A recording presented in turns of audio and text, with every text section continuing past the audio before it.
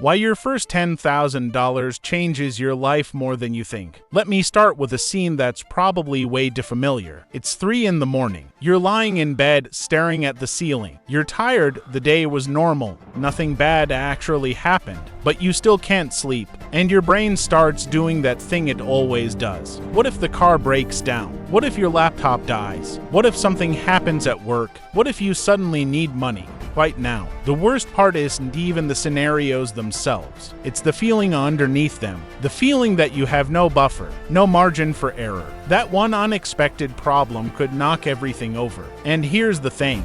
This anxiety isn't limited to people with low incomes. A lot of people who feel this way actually earn decent money. We're often told that financial stress is about income. Just make more money and you'll be fine. But that's not really true. For most people, financial stress isn't about how much they earn. It's about how fragile their situation is. It's about living without a safety net.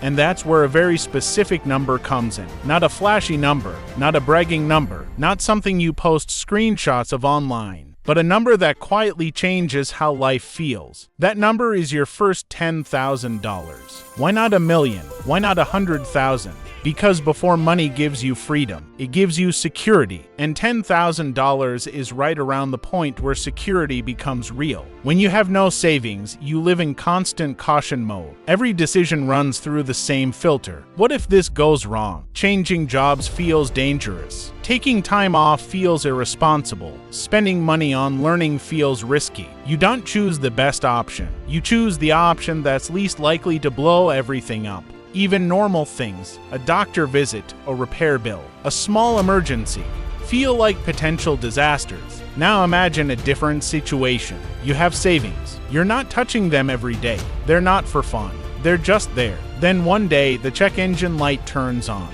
You're annoyed. You're frustrated, but you're not panicking. And that difference between panic and annoyance is everything. Panic shuts your brain down. Annoyance doesn't. When you're not panicking, you think clearly. You don't make desperate decisions. You don't turn a small problem into a big one. There's another shift that doesn't get talked about enough. When people build a real financial buffer, their baseline stress level drops. They sleep better. They react less emotionally. They're calmer in situations that used to overwhelm them. That's not motivational talk. That's biology. Chronic financial stress keeps your body in a constant state of alert, and that state drains your focus, your energy, and your judgment. Once money stops feeling like an immediate threat, you free up an enormous amount of mental space. And that space can go anywhere. Into your work, into learning new skills, into your relationships, into your health. Here's something most people misunderstand.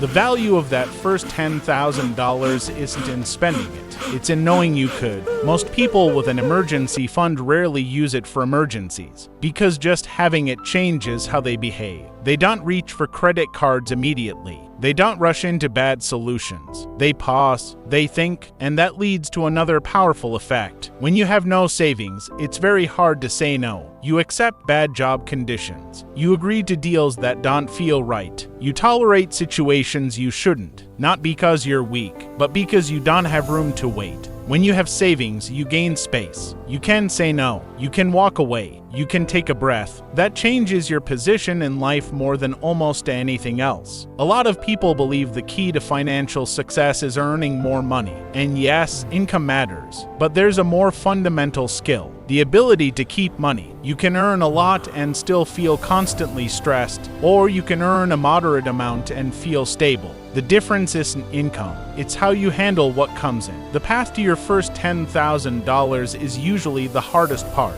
The first few thousand feel brutal. You have to pay attention. You have to say no more often. You have to be intentional. It's uncomfortable. It's boring. It doesn't look like success, but something important happens during that phase. You change. You stop being the person who can't save. You start noticing where money leaks out. You start thinking a few steps ahead. And once that shift happens, things get easier. Not because you're suddenly rich, but because you're no longer fighting yourself. $10,000 doesn't make you free, but it makes you stable, and stability is the foundation of growth. Without it, everything else is shaky. Once you have that foundation, your relationship with money changes. Money stops feeling like something that disappears every month. It becomes a tool. You stop asking, "How do I survive this month?"